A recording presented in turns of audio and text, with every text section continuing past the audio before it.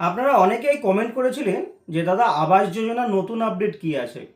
হ্যাঁ, আবাস যোজনা নতুন একটি আপডেট কিন্তু এসছে, তাই সেই আপডেটটি আপনাদের সাথে শেয়ার করতে আমি চলে এসেছি আপনাদের সাথে।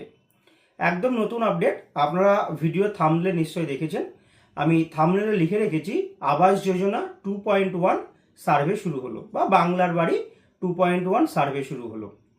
তো এই 2.1টা কাদের জন্য শুরুতেই বলে রাখি, 2.1টা হচ্ছে ডেস্টিটিউট ওম্যান মাইনরিটি, যারা ডিস্ট্রিক্ট মাইনরিটি সেলে আবেদন করেছিলেন। অবশ্যই কিন্তু এটা মুসলিম সম্প্রদায়ের জন্য, শুধুই মাত্র মুসলিম মহিলা। যে সমস্ত মুসলিম মহিলারা ডিস্ট্রিক্ট মাইনরিটি সেলে ঘরের জন্য আবেদন করেছিলেন, এই ঘরটা কিন্তু আগেও দেওয়া হতো। যখন গীতাঞ্জলি ছিল তখনও কিন্তু ডেস্টিটিউট ওম্যান মাইনরিটিটা ছিল, তখন 60,000 টাকা করে দেওয়া হতো। আর এখন আপনারা 1,20,000 টাকা করেই পাবেন। তো আজকের ভিডিওটি মূলত তাদের জন্যই। দেখুন, যখন এর আগে সার্ভে হয়েছিল, আপনারা নিশ্চয়ই জানেন, যখন আবাস বাংলার বাড়ির প্রথম সার্ভেগুলো হয়েছিল 2024 সালে বা 25 সালে, তখন কিন্তু অনেককে বাড়িতে খুঁজে পাওয়া যায়নি। সেই কারণেই আমি এই ভিডিওটা করে আপনাদেরকে একটু সতর্কবার্তা দিতে চাইছি, যাতে এই ভিডিওটা দেখে যারা অ্যাকচুয়ালি আবেদন করেছিলেন তারা যেন অন্তত বাড়িতে থাকে। কারণ যখন সার্ভেয়াররা আপনাদের বাড়িতে যাবে এবং আপনাদের বাড়িতে কিন্তু এইরকম একটি ফর্ম নিয়ে যাবে, এই ফর্মটি সার্ভেয়াররা আপনাদের বাড়িতে নিয়ে যাবে এবং এই ফর্মটি ফিল আপ করবে। কিন্তু যদি আপনাকে বাড়িতে না পাই তাহলে কি করে আপনার সার্ভে হবে? যদি আপনাকে বাড়িতে না পাই, সার্ভেয়ার কিন্তু আপনাকে ইনঅ্যাক্টিভ করে দেবে। যদি ইনঅ্যাক্টিভ করে দেয়, আপনি পরে বিডিও অফিসে এসে হাজারবার বললেও, হাজার রিকোয়েস্ট করলেও আপনার নাম কিন্তু আর উঠবে না। তাই যারা মাইনরিটি দপ্তরে, জেলার মাইনরিটি দপ্তরে ফর্ম জমা করেছেন তারা নিশ্চয়ই জানেন, তারা কিন্তু অবশ্যই এখন বাড়িতে থাকবেন, কারণ আপনাদের সার্ভে শুরু হয়ে গেছে। তো এই ফর্মটাই কি কি আছে সেটা আমি একবার দেখিয়ে দিই আপনাদেরকে। দেখুন, এইখানে ফর্মটাই যারা সার্ভেতে যাবে তারা আপনার নাম, আপনার স্বামীর নাম, আপনার ঠিকানা, সম্পূর্ণ ঠিকানা নেবে এবং আপনি সরাসরি মুখ্যমন্ত্রী নাকি সিএমআরওতে আবেদন করে নামটি নথিভুক্ত করেছিলেন, নাকি জেলার মাইনরিটি সেলের নামটি নথিভুক্ত করেছিলেন, তারা সেটাও জানতে চাইবে। তাছাড়া এখানে কিছু বিবরণ চেয়েছে যে আপনার পাকা বাড়ি আছে কিনা, আপনার 3-4 চাকার গাড়ি আছে কিনা, আপনি 3-4 চাকার গাড়ির মালিক কিনা, যেটা কৃষিকাজে ব্যবহার করা হয়, বা আপনার পরিবারে সরকারি কর্মচারী কোনো সদস্য আছে কিনা, আপনার পরিবারে অকৃষি প্রতিষ্ঠান রয়েছে যা সরকারের কাছে নিবন্ধিত, বা আপনার পরিবারের কেউ মাসে 25,000 টাকার বেশি উপার্জন করে কিনা, কেউ ইনকাম ট্যাক্স প্রদান করে কিনা, বা পরিবারের কোনো সদস্য 15,000 টাকার বেশি মাসিক আয়ের জন্য বৃত্তিকর বা প্রফেশনাল ট্যাক্স প্রদান করে কিনা। তো এই প্রশ্নগুলো কিন্তু তারা আপনাকে করবে। আবার অনেক ক্ষেত্রে নাও করতে পারে, সেটা সার্ভেয়ারদের উপরে ব্যাপার। তবে এই ফর্মে এই কোশ্চেনগুলো আছে।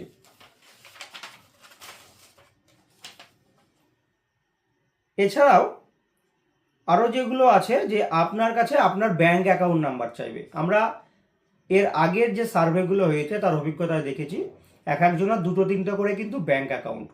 তো একটা ব্যাংক অ্যাকাউন্ট সার্ভেয়ারকে দিচ্ছে, টাকা ঢোকার পর তিনি চেক করতে যাচ্ছেন অন্য অ্যাকাউন্টে, বা সার্ভেয়ারকে 2টো ব্যাংকের বই দিয়ে দিচ্ছে। তো তখন সার্ভেয়ার ভুল করেই একটা ব্যাংকের নাম দিচ্ছে, অ্যাকাউন্ট নাম্বার দিচ্ছে আর একটা ব্যাংকের। তো এইভাবে কিন্তু আপনাদের ট্রানজ্যাকশানগুলো ফেলড হয়ে যায়।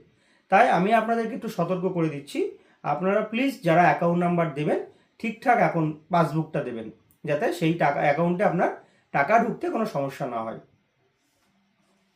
তারপর আধার কার্ড অনুযায়ী আপনার আধার কার্ডও দেবেন তাদেরকে, তারা আপনার কাছ থেকে আপনার আধার কার্ড চাইবে আর ব্যাংকের বই চাইবে। তো এই দুটো জিনিস আপনারা আপনাদের বাড়িতে যত্ন করে রাখুন, যে কোনো মুহূর্তে সার্ভেয়াররা আপনাদের বাড়িতে যাবে এনকোয়ারি করতে। আরেকটি আছে মোবাইল নাম্বার। মোবাইল নাম্বারটা কিন্তু খুবই একটা ইম্পর্টেন্ট, কারণ মোবাইলেই আপনাকে সমস্ত আপনার সাথে কন্ট্যাক্ট করা হবে। আধার কার্ড ভেরিফিকেশনের জন্য আপনাকে ফোন করে জানানো হবে। যে কোনো সমস্যার জন্য ফোন নাম্বার জরুরি। অনেকে কি করে, পাশের বাড়ির ফোন নাম্বার দিয়ে দেয়। তো আপনারা সেই কাজটা করবেন না, অবশ্যই নিজেরা নিজেদের ফোন নাম্বারটি দেবেন। আর আধার কার্ডের সাথে একটি ফোন নাম্বারকে চালু রাখবেন, যেই ফোন নাম্বারটা দিয়ে কিন্তু আপনার আধার ভেরিফিকেশন হবে। এরপর এইখানে যে আবেদনকারী স্বাক্ষর আছে, সার্ভেয়াররা আপনাকে দিয়ে একটি সই করিয়ে নেবে এবং তার নিচে আরেকটি স্বাক্ষর আছে, এখানেও আপনাকে সই করতে হবে। তারপরে দেখুন আছে আবেদনপত্রের প্রাপ্তি স্বীকার। এই আবেদনপত্রের প্রাপ্তি স্বীকারটি আপনাকে সার্ভেয়ার এই অংশটুকুনি কেটে আপনাকে দিয়ে যাবে আপনার রিসিভ কপি। যদি আপনি টাকা না পান তাহলে এই রিসিভ কপিটা নিয়ে আপনি বিডিও অফিসে বা গ্রাম পঞ্চায়েতে যোগাযোগ করবেন। তো এটা গেল সার্ভের ফর্ম কিভাবে তারা ফিল আপ করবে বা তারা আপনার কাছ থেকে কী কী তথ্য জানতে চাইবে সেটা আমি আপনাদেরকে দেখিয়ে দিলাম।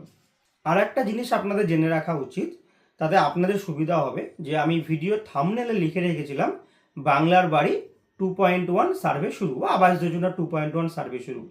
তো 2.1 নামটা আমি কেন বলছি এটা তো আপনাদের জানতে ইচ্ছা করছে। তার জন্য আমি আপনাদেরকে আমার কম্পিউটার স্ক্রিনে নিয়ে আসলাম। তো আমি কম্পিউটার স্ক্রিনে আমাদের যে অফিসিয়াল ওয়েবসাইট বাংলার বাড়ি সেটা ওপেন করে নিয়েছি। তো দেখুন এইখানে সিকোয়েন্স বলে একটা কিন্তু অপশান আছে। এই সিকোয়েন্সে কী কী আছে? ফেজ 1.0, 2.0, 2.1। ফেজ 1.0 কারা? যাদের নাম স্যাংশন লিস্টে ছিল 2025 সালের প্রথমের দিকে, যাদের টাকা ঢুকে গেছে। 2.0 যারা এই বছর টাকা পেল, অর্থাৎ এই ফেব্রুয়ারি মাস থেকে যারা টাকা পাওয়া শুরু করেছে। আর একটা আছে 2.1। 2.1টা হচ্ছে যারা আগামী দিনে টাকা পাবে, যেমন ধরুন সরাসরি মুখ্যমন্ত্রী বা এই ডেস্টিটিউট ওম্যান মাইনরিটি, এদের নাম দেওয়া হয়েছে 2.1। তো আমি এই যে আপনাদেরকে বললাম সরাসরি মুখ্যমন্ত্রী, আমি জানি অনেক কমেন্ট আমার ভিডিওতে আসবে যে সরাসরি মুখ্যমন্ত্রী সার্ভে কবে হবে। দেখুন আমি আপনাদেরকে আগের ভিডিওতেও বলেছিলাম যে সরাসরি মুখ্যমন্ত্রীর সার্ভেটা কিছু কিছু ব্লকে কিন্তু শুরু হয়ে গেছে, ম্যাক্সিমাম জায়গাতেই হচ্ছে না, তবে সেটাও খুব শীঘ্রই কিন্তু শুরু হবে। সরাসরি মুখ্যমন্ত্রীর অর্ডার আসা মাত্রই আমি আপনাদেরকে ভিডিও করে জানিয়ে দেব। তো আপাতত এই ভিডিওটা যারা সংখ্যালঘু সম্প্রদায়ের আছেন, ডেস্টিটিউট ওম্যানের জন্য, জেলায় মাইনরিটি সেলে আবেদন করেছিলেন তাদের জন্য। তো আমি যদি এই ফেজ 2.1 এই পোর্শনটায় সিলেক্ট করি এবং এইখানে ডেটা সোর্সে আমাদের অনেকগুলো অপশান আছে, তো সেখান থেকে এই যে DMWRP মানে ডেস্টিটিউট ওম্যান, তো এই অপশানটায় সিলেক্ট করি, তাহলে দেখুন আমাদের এখানে এই যে রিপোর্টে আমাদের এইখানে কিন্তু 47টা বেনিফিশিয়ারি আছে আমাদের শান্তিপুর বিডিও অফিসে। এইরকমভাবে প্রত্যেকটা বিডিও অফিসেরই কিন্তু কম বেশি কিছু না কিছু বেনিফিশিয়ারি আছে। তো এই 47টার মধ্যে আমাদের কিন্তু ইনিশিয়াল এনকোয়ারি কমপ্লিট হয়ে গেছে 15টা, তো আর 32টা এনকোয়ারি কিন্তু বাকি আছে। তো আপনারা যারা জমা দিয়েছেন, মাইনরিটি সেলে যারা ফর্ম জমা দিয়েছেন, তারা অবশ্যই একবার, যদি আপনাদের বাড়িতে সার্ভে না হয় তাহলে আপনারা বিডিও অফিসে একবার যোগাযোগ করবেন যে আপনাদের সার্ভেটা কবে শুরু হবে। আর একটা জিনিস আপনাদেরকে দেখানোর আছে, এই যে ডেস্টিটিউট ওম্যান এর আইডিটাও কিন্তু আপনাদের দরকার। তো আইডিটা আপনারা তখনই পাবেন যখন সার্ভেয়ার আপনাদের বাড়িতে গিয়ে সার্ভে করবে এবং যে রিসিভ কপিটা আমি আপনাদেরকে দেখালাম সেই রিসিভ কপিটা আপনাকে কেটে দিয়ে দেবে। তো সেই রিসিভ কপিতেই কিন্তু আপনাদের আইডিটা লেখা থাকবে। আইডিটা কীরকমভাবে লেখা থাকবে সেটাও আমি একবার দেখিয়ে দিই। দেখুন আমাদের যে 15টা সার্ভে অলরেডি হয়ে গেছে, দেখুন সেই 15টা কিন্তু আমাদের পোর্টালে অ্যাড হয়ে গেছে। তো তাদের আইডিগুলো কিন্তু এই DM দিয়ে শুরু থাকবে, ডেস্টিটিউট মাইনরিটি, DM দিয়ে শুরু থাকবে। আমরা দেখেছি যখন গ্রিভেন্সের থাকে, যারা সরাসরি মুখ্যমন্ত্রীর নাম্বারে ফোন করেছিলেন তাদের আইডিগুলো কিন্তু G দিয়ে শুরু হয়, ঠিক তেমনই ডেস্টিটিউট ওম্যানের আইডিগুলো DM দিয়ে শুরু হবে। তো এই ইনফরমেশনটাই আপনাদেরকে দেওয়ার জন্য আজকের ভিডিওটা হয়তো একটু বড় করে ফেললাম, কিন্তু এটা আপনাদেরকে বোঝানোর জন্যই করলাম। ভিডিওটা ভালো লাগলে অনেক অনেক শেয়ার করবেন। ভিডিওতে লাইক করতে হবে না, আমি লাইক চাইছি না, আমি শেয়ার চাইছি। আমি এই কারণে শেয়ার চাইছি কারণ যাতে এমন কেউ মিস না হয়ে যায় যার বাড়িতে এনকোয়ারি হলো না, তারা যেন জানতে পারে যে এই এনকোয়ারিটা শুরু হয়ে গেছে এবং তারা যদি বাইরে কোথাও থাকে তারা অবশ্যই যেন তাদের বাড়িতে ফিরে আসতে পারে বা বিডিও অফিসে যোগাযোগ করে যদি সার্ভে না হয়ে থাকে।